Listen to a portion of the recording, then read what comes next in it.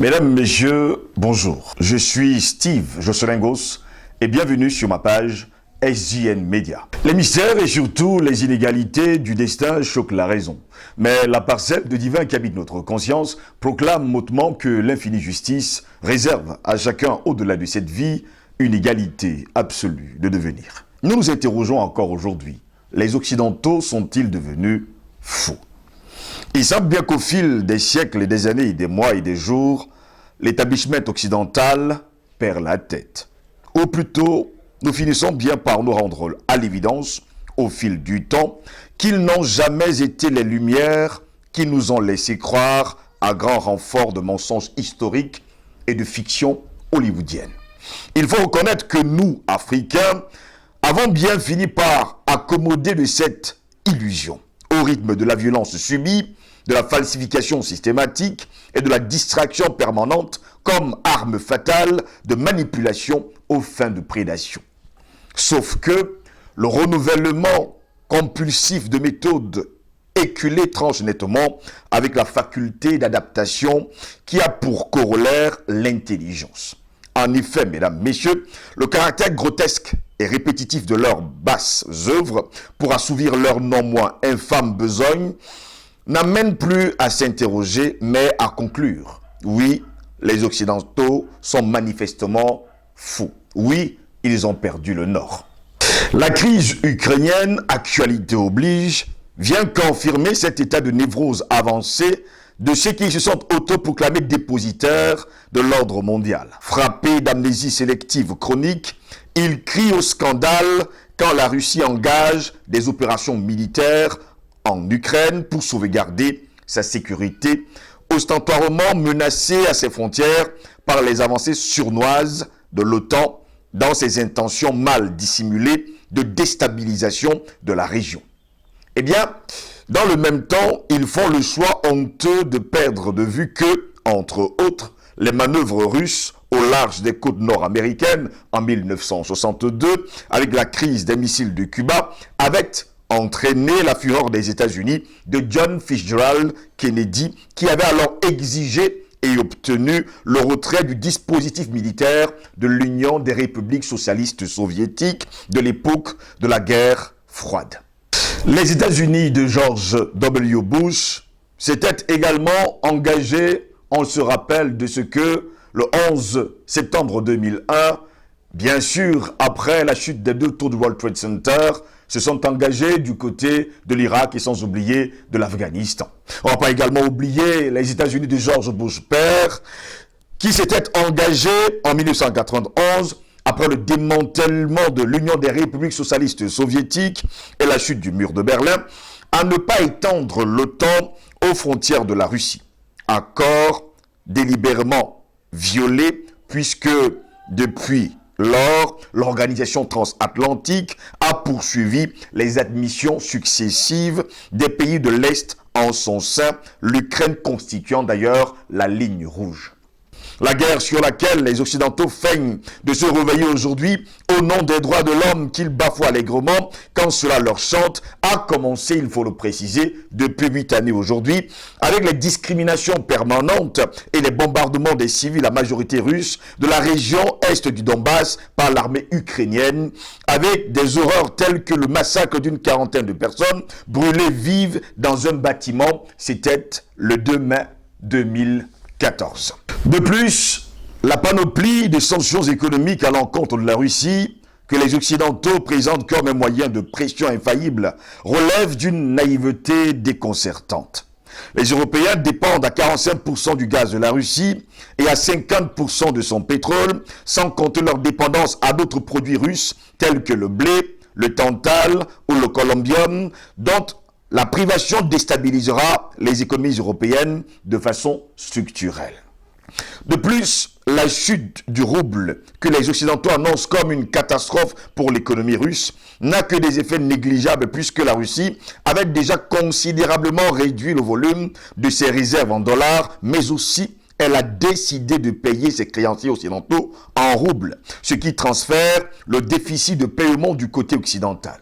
De même, l'exclusion de la Russie du système international de paiement bancaire, en abrégé SWIFT, est non seulement une perte certes importante pour les économies occidentales, qui se rendent privées de cette manne au regard de l'importance des flux financiers de la Russie, mais aussi un mal relatif pour Moscou, qui a développé depuis 2008, le SPFS, son propre système de paiement interbancaire, qui se rapproche depuis des sanctions occidentales à celui de la Chine qui est en abrégé le CIPS, dans une éventualité de fusion avec pour objectif affiché d'absorber d'autres pays lassés par les chantages puérils de plus en plus agaçants des institutions occidentales.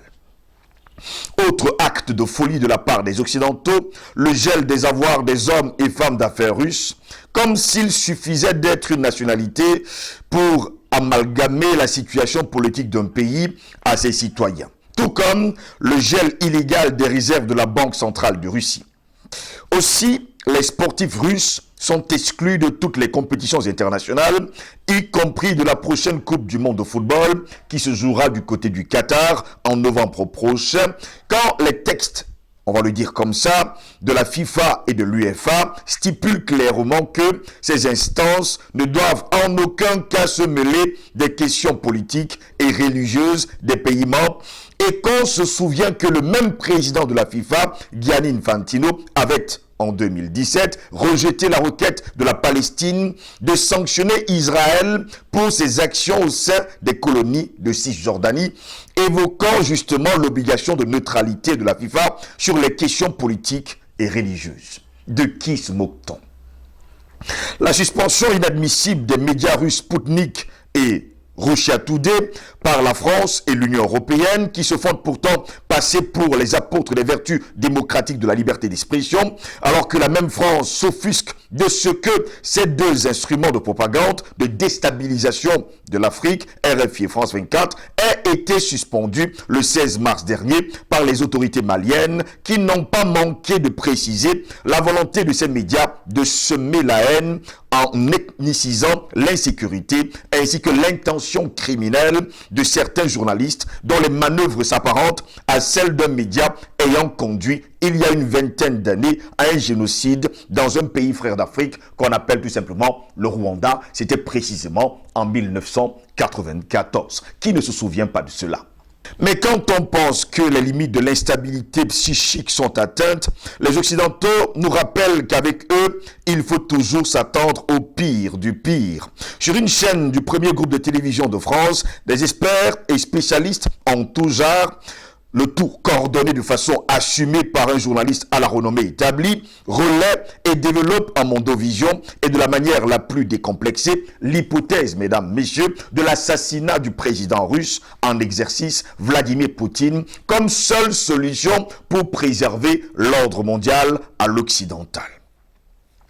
Chose curieuse, les sensibilités à géométrie variable des saints humanistes qui savent jouer les affligés en des circonstances beaucoup moins inconcevables n'ont pas été effleurées. Pire, un ex-cadre de la direction des renseignements militaires français contribuera aux échanges en suggérant des éléments de stratégie pour l'aboutissement d'un tel funeste et irresponsable dessein.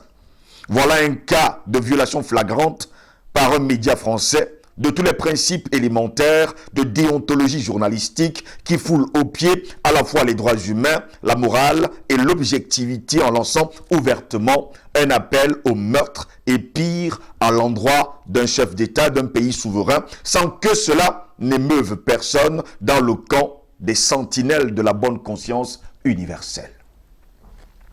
Si l'on n'est guère étonné du recours privilégié aux méthodes criminelles par l'Occident tout au long de son histoire pour avoir construit son règne sur le sang et les cadavres des peuples dont il s'est accaparé terre, richesse et savoir pour assouvir ses fantasmes impérialistes, on peut quand même noter cette érosion accélérée du mythe de l'Occident due à une défaillance sévère de cohérence intellectuelle doublée d'une déficience aiguë d'intelligence situationnelle. C'est connu. En forêt, si vous retombez sur le même arbre deux fois, c'est que vous êtes perdu. Or, c'est la énième fois que les Européens et leurs marionnettes américains imposent des sanctions iniques à un pays sans que les effets escomptés ne soient atteints, mais ils s'y reprennent invariablement. Mais cette fois, mesdames, messieurs, avec le conflit ukrainien, ils ont opté pour le suicide collectif. Vous l'aurez compris, Jupiter rend fou ce qu'il veut perdre. Ivre de son arrogance et de son mépris, l'Occident est devenu fou. Oui, l'Occident est perdu. Aux Africains, désormais, d'être suffisamment lucides pour ne pas se laisser entraîner dans la chute inéluctable et irréversible de l'Occident, mais surtout de son pantin, les États-Unis d'Amérique. Mesdames, messieurs, au plaisir de vous retrouver très prochainement sur SJN Media, YouTube, Facebook, VK et Instagram. Passez une bonne journée.